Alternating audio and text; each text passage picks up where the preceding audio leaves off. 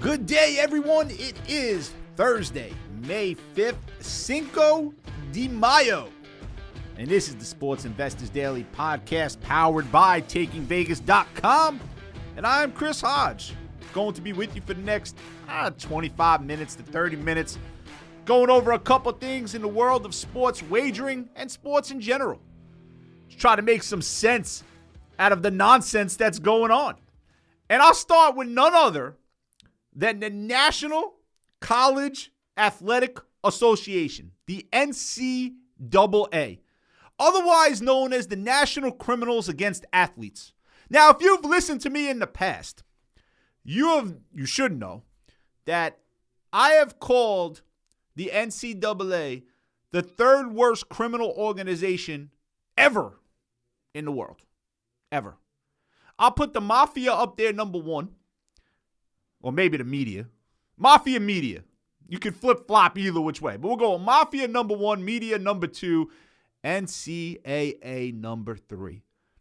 Because the NCAA makes billions of dollars, billions, off the hard work of kids. So, I mean, is that number three? I don't know. But well, for the sake of argument, we'll go with its number three. And I've always been sick of the NCAA, and I always will be sick of them because they do such treacherous things to undermine the people who actually do the work. And they're trying to do it again. If you haven't followed, if you live under a rock, there's this thing going on in college football right now, college basketball, college sports in general, with your NIL, name, image, and likeness. Now, I am under the opinion that a player or a person should be able to make as much money off of their name and image as humanly possible. There should never be a cap on that. This, ladies and gentlemen, is called capitalism. Right? If you're able to make money off of your talent, your name, your image, there should never be a cap on that. And now you have the commissioners from the Pac-12 and the SEC, and the balls of the SEC. The balls. The SEC, for the last, 12 years, has gone to other teams and other conferences and robbed them from the other conferences. Look no further than Oklahoma now and Texas, with no care in the world. Why? Because that's going to make the SEC brand even better. Fine. Okay, I'm with you. But now you have the sheer audacity to want to go to Congress, who can get nothing right anyway, but you want to go to Congress and you want to try to put limits on name, image, likeness? Are you out of your minds? I'll make this so simple for you guys. And if anyone from the NCAA is listening, here is as simple as it gets. Take a high school athlete. That high school athlete is allowed to sign with any agent or agency that he or she wants. If that agent gets them money for name, image, and likeness, they enter into an agreement where they pay a certain percentage of whatever money they received. No one associated with a school, no booster, no anything of that nature is allowed to give that kid money. No one associated with the school. Okay? But if a startup company wants to invest in a kid who has a large following on Instagram or social media, or a car dealership, or anyone else that is not associated with the school wants to pay that kid for their name, image, and likeness, then they should be allowed to do so. And there should be no cap on that. None at all. And look, some players are better than others. Some players have a bigger social media following than others. They will make more money. When has this ever changed? Like in life, when has this changed? Why is this trying to change? I don't understand. If you're better at something than the person you are with or you're competing against, you should make more. It's simple and plain. Again, capitalism. So the SEC and the Pac-12 have gone to Congress to try to put a cap to try to get Congress involved to put a cap on name, image, and likeness. Just do me a favor. Go Google how much money universities have made just off college football over the last 5 years. Go Google that. Because it's about $50 million a year on average. The big schools, the Power 5 conferences, they make about, they clear about $50 million a year. Clear. That's after they pay all their bills, after they pay their scholarships, after they pay their travel, trainers, what have you. It doesn't matter. Coaches, it doesn't matter. They clear an average of $50 million. Who are they clearing that off of? The 85 kids that show up every Saturday or Friday night. That's who they're clearing that money off of. And you'll have the people out there, and I've heard this argument forever, and I hate it, and I'll never agree to it, and I'll never understand the person who says it. Well, they're getting their scholarship money. Go look at how much money it costs to go to Alabama. It costs about $30,000 a year. Alabama costs about $30,000 a year. That's what they're getting. Meanwhile, they can't even afford to buy themselves lunch. Yet they're going to make $50 million for the university. And those players are not allowed to profit whatever they can possibly profit off of their own name, image, and likeness. Are you out of your mind? And this is the NCAA's fault, because they kicked this can down the road for years and years and years. Really started with the video game, the EA Sports video game. That's where it really started, where they were using players making billions of dollars off the game and not kicking any money back to the players. And the NCAA deemed that was not possible. They should not give money to the players. What did the players do? They formed a group. They went to Congress. They sued, and they won, of course.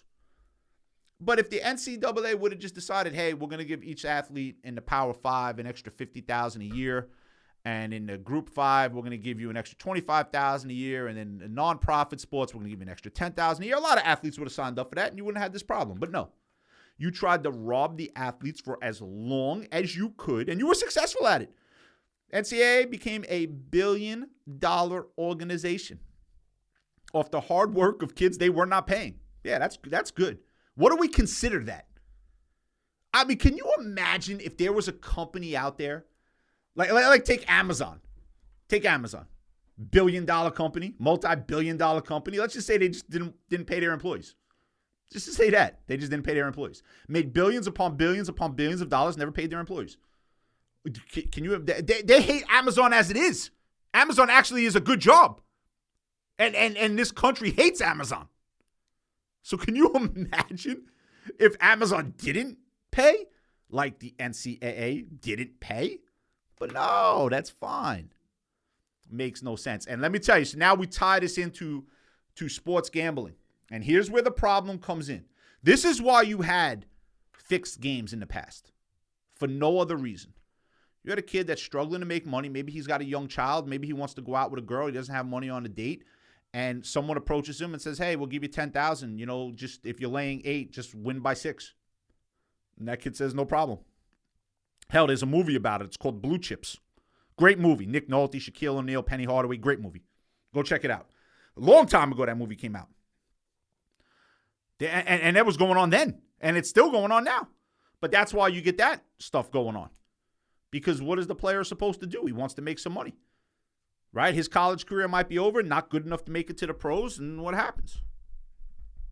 Many of you out there listening to this have bet a game in your life, and you have watched that game, and you've wondered, maybe quietly, maybe aloud, you've wondered, is this a fixed game I'm watching? How did this field goal kicker just miss a 17-yard field goal? They were at the 1-yard line. How did he miss that kick? How does a 92% free throw shooter go to the line and miss 4 out of 5 free throws to not cover the game? How? How's it happen? Hell, you just saw it happen to game 1 of the Western Conference semifinals. Klay Thompson went to the line. Golden State was up 1, laying 2. Klay Thompson, one of the greatest shooters in NBA history, clanks them both. Wasn't even close on both of them. Now, he's a professional athlete. He's making millions upon millions of dollars. He didn't miss those shots on purpose. However, you sit there and you wonder if it happens in college. You're like, huh. And this is why when you wager on sports, you have to really do so carefully, especially when you wager on college sports, because they are amateurs. No matter how much money they might make on name, image, and likeness, they are amateurs. They are kids. So unless you have some really rock-solid information as to how a team is going to perform in a certain game, you really should not bet that game. If you're just betting the bet, forget that. You're going to be done betting within 2 weeks because you're going to get hammered. So that's where, you kind of tie this stuff into, sports investors, which is what we always speak about it. If you gamble, forget that. But if you invest in sports, it's a good operation, but you just have to do it the right way. But the NCAA, I've been against them forever. I played a college sport. I hated them then. Hated them at that time. You would get a pamphlet of the things you weren't allowed to do. And I'm going back to late 90s, early 2000s when I played. You get a pamphlet of things you weren't allowed to do. First of all, you wouldn't even read it. But the stuff that you would graze through, you're like, there is something here. There is something as dumb as this. That if a team provides bagels, they are allowed to provide butter with the bagels. But they are not allowed to provide peanut butter with the bagels. Go check that one out. I don't know if that's still on the books, but go check that one out because that was there. Like, can you get any more stupid? And it's just one thing after another, after another, after another. It is crazy. And now here it is. Here it is in 2022, and these players finally figured it out, finally got wise to it, and now here we are. And now the NCAA has a problem. They have a big problem because there is no way that you can regulate this. And if they try to regulate this, now they've just stopped capitalism. Bryce Young, the quarterback for Alabama, who's going to play 14 games this year, 15 games, however many games Alabama is going to play this upcoming season, almost all of them are going to be on national television, except when they play Mercer or some stupid team like that. They're going to play high-profile SEC games, probably going to play in the SEC championship game, probably going to make it to the college football playoffs.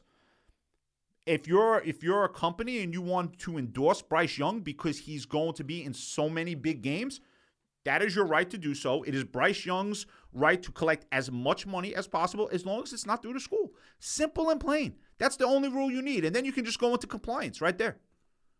Just go into compliance like you would normally go into compliance. And if you find that a school set up money for the kid to receive, then you could do the suspensions and the death penalties and whatever else you want to do.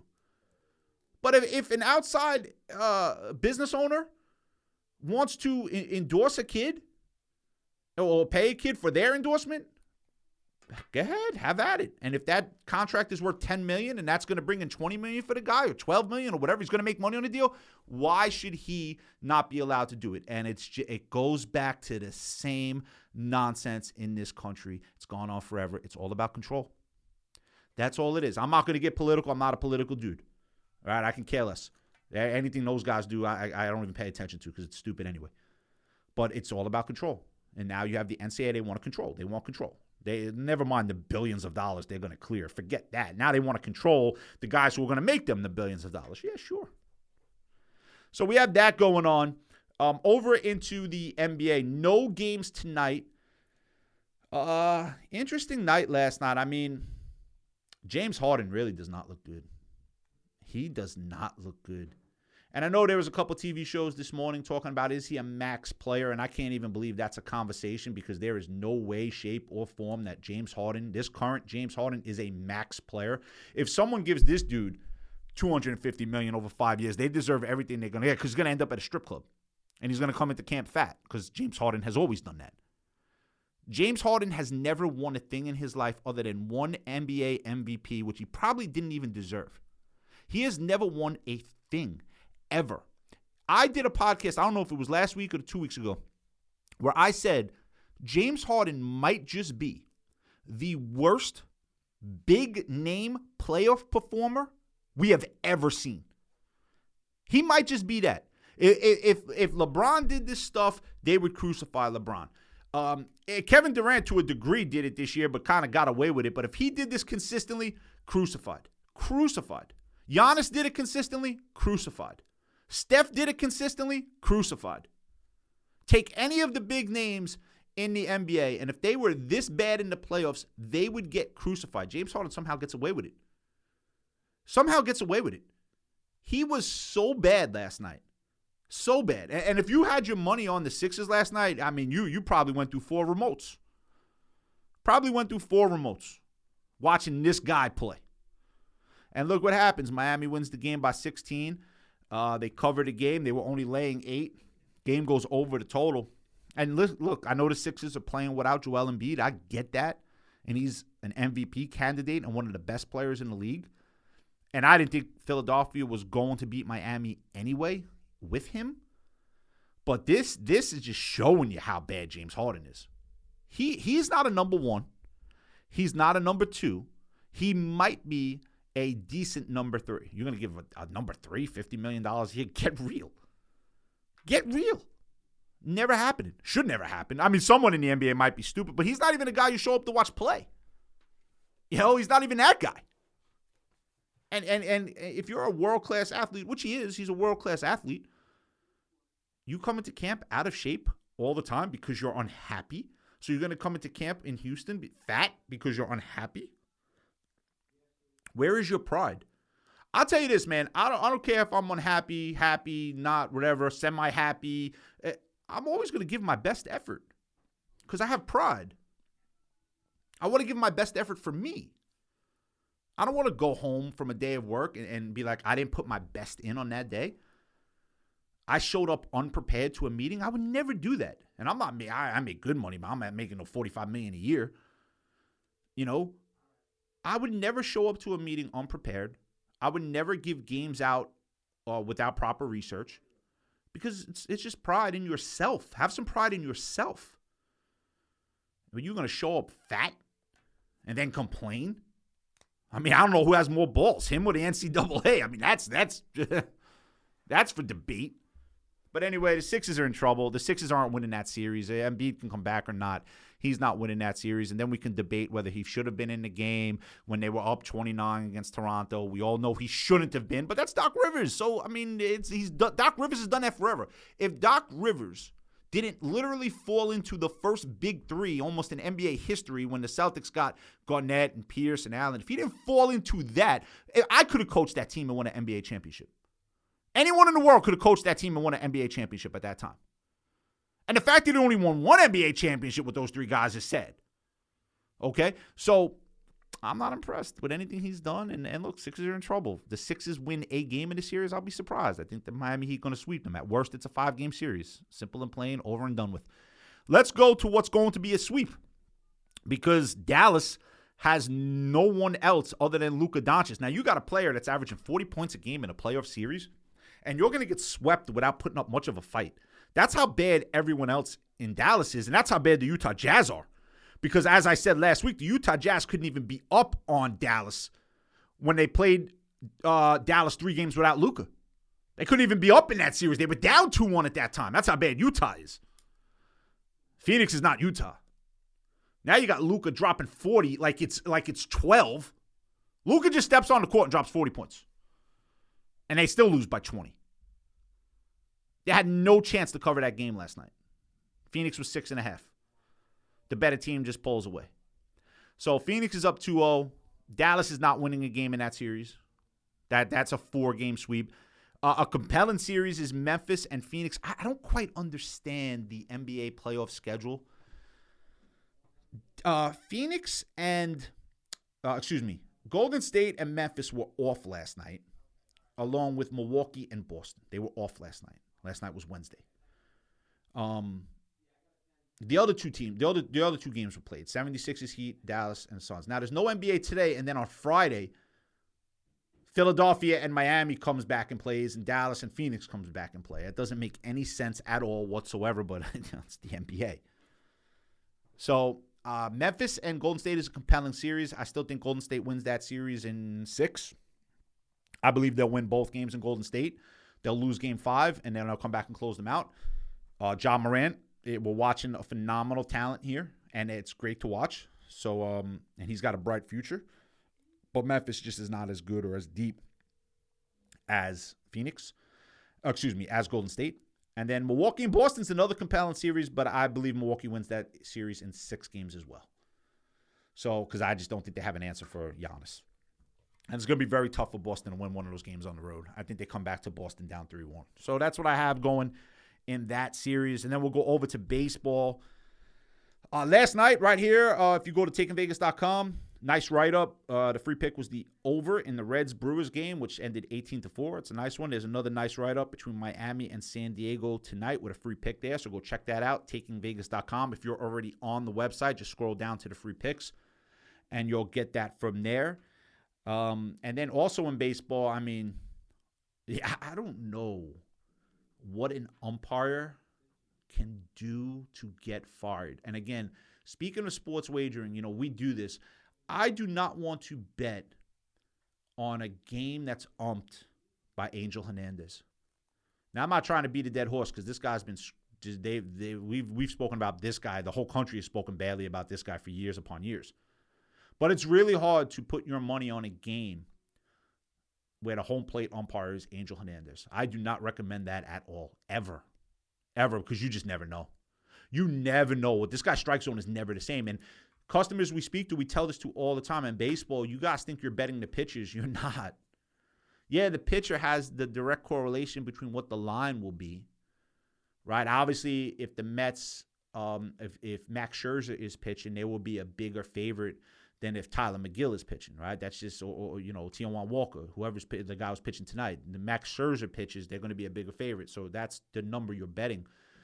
But if you got a home plate umpire with a small strike zone, I mean, you can just bet the over and take it to the bank because they're going to shrink the strike zone, and that's advantage hitters. If you got a home plate umpire with the strike zone the size of the Grand Canyon like Angel Hernandez, you forget that. The hitters are going to struggle in that game. But here's the problem with Angel Hernandez. You never know which Angel Hernandez is going to show up. He does not have a strike zone. One game, I guess he decides he wants to go out to eat dinner, and he's going to call everything within 6 inches a strike, and the game's going to end 1-0, as we saw a couple weeks ago. Or you're going to get Angel Hernandez, who doesn't call anything a strike, just decides to be, himself, and, now you got runners on base left and right. So, again, when you're looking from it, from a sports wagering perspective, you have to look into the umpires. And a guy like Angel Hernandez, I'm telling you right now, I want no part of risking serious money on a game that guy is behind home plate. 0 part. And if you haven't thought of that as a sports wager, it's probably why 98% of you lose money. Think about football. A lot of you don't do this. We scout the referee crews. Done it for years. You get a referee crew that, they call pass interference at a high rate. The chances are that game has a better chance to go over than it has to stay under. A lot of people just, Falcons are playing the 49ers. The 49ers are the better team. Let me lay 7. That's what most of the public thinks. And that's why most of the public loses when it comes to sports wagering. There is so much else that goes into this. And I've said it for years, sports wagering is a market. Now you are seeing that. I've been on radio since 2006. I have been in that argument. Sports betting is a market. I have been in that argument for 15 years. Multiple times every single year because I do a lot of radio call-ins. People have disagreed with that forever. And now all of a sudden, starting last year, hey, you know what, Chris, you're right. Sports betting is a market. Yeah, thanks. It was a market in 2013. Why? Because now it's going to be legal all over the place. Now it's different. It's still sports betting. What's different about sports betting? What's the only thing that's changed about sports betting? The only thing. It's legal now. That's the only thing that's changed. Sports betting, in 2013, if you bet $500 on a team that was -2 and they won by 3, you won $500. Well, fast forward to 2022. If you bet $500 on a team that's -2 and they win by 3, what do you win? Nothing's ever changed. Nothing has ever changed. Always been an investment. Always been a market. Always. But now you have schleps coming around saying, oh, it's legal now. Yeah, you can make money off this. Yeah, thank you. That's how far below the curve you were. You weren't even close. Yeah, sports betting is a market. You can make money off this. But you could also get hurt. So that's why, we have this whole plan at takingvegas.com to make you understand how you can make a lot of money on this. Stay away from the pitfalls of gambling. Stay away from the emotion. Stay away from, I bet this team 2 years ago and they screwed me. I'm not betting them again. The reasoning there is so stupid, it's not even worth bringing up again. But also understand, I mentioned earlier in the podcast, when you're betting college athletes, a lot could go into that. I mentioned that already. When you're betting baseball, look into umpires. When you're betting football, look into referees. You have a referee crew that throws 6 flags a game. That means they let everything go. That's advantage defense. Because they're not going to call illegal contact. They're not going to call pass interference. Unless it's right in front of their face and they have to call it. They're not going to give you the ticky-tack stuff. Same thing in the NBA. And if you got a referee that's going to call a foul and send teams to the free throw line 50 times a game, that game's going to go over the posted total. If you have an NBA referee where they don't call anything, that means the defense is going to get away with hand checking. That means the defense is going to get away with being physical, and that's going to make it be a struggle to score on offense. Look no further than Brooklyn and Boston. They were going to let Boston do whatever they wanted to do to Kevin Durant. Rough him up, and what happened? Kevin Durant struggled for 3 games in that series. So it's not just betting teams. And again, there are so many layers of the onion to peel back when you wager on sports and you do it correctly. And that's what we want to help you out here. And we also want to make it entertaining as well. That's why I do this podcast. We talk about the NCAA, like I said, the National Criminals Against Athletes. They're a criminal organization against athletes, young athletes. They always have been. They just masquerade as something else. The NCAA has never had the best interest of their athletes in their heart. Never. I'll argue that point with anyone. Never. Ever. That's the NCAA. And they don't deny that because they can't come out and say that out. Yeah, hey, we never cared about the athletes. They're never going to say that. Yeah, thanks a lot. But just anyone with a brain knows they're about their bottom line. Forget if a kid is hungry at night and he's tweeting out, I haven't eaten in 12 hours, I'm starving. Because that happened in the college basketball tournament a few years ago. Forget that. I mean, I think it was a couple years ago when they had the women's college basketball tournament with the gym that was in like a conference room in a hotel. And it had nothing. The women were complaining about it, rightfully so. They spend any money on them. They don't care about the kids. So we try to make this entertaining. We don't just try to speak about sports wagering. However, we try to tie everything in to sports wagering because that's where we're going to make money. And that's why it's called Sports Investors Daily, powered by TakingVegas.com. So again, be aware of umpires. Be aware of referees. Obviously, that's not just the only thing you'll break down. You'll break down teams as well. But if you're not tying in umpires and referees into your handicapping, you're doing yourself a disservice. So, it's very easy to find online. And if you just don't have the time to do that, that's where we come in. You can visit TakingVegas.com. Again, a free pick last night was over Reds Brewers, 18-4. You can go read that right up. It doesn't do you any good today, but it can give you an insight as to the way we think. And free pick tonight is going to be on Miami, San Diego, which is written up on the site. That will do it for the podcast today, Cinco de Mayo. You know something? Before I go, there's some really interesting fights coming up. A UFC and boxing this weekend. I know Canelo's boxing. I'm going to be on with the Flip the Script guys tomorrow, and you can get that right here on the TakingVegas.com because these kids, not only do they love the NBA, they love the UFC. And I don't know much about the UFC. I'm not going to lie. I don't really get into it. I like boxing. That's the sport I've always been into. But these kids are really, really good with the UFC, so we're going to do a Flip the Script. I'll be joining them again tomorrow. I join them, once every few weeks. Great kids, and they'll have some good information for you tomorrow. And you can just check it out on TakingVegas.com. Have a great Cinco de Mayo, everyone. Enjoy Thursday. And I'll catch you back here next week with the Sports Investors Daily Podcast. But I will be on with Flip the Script tomorrow, so make sure you check that out. Have a great Thursday, everyone.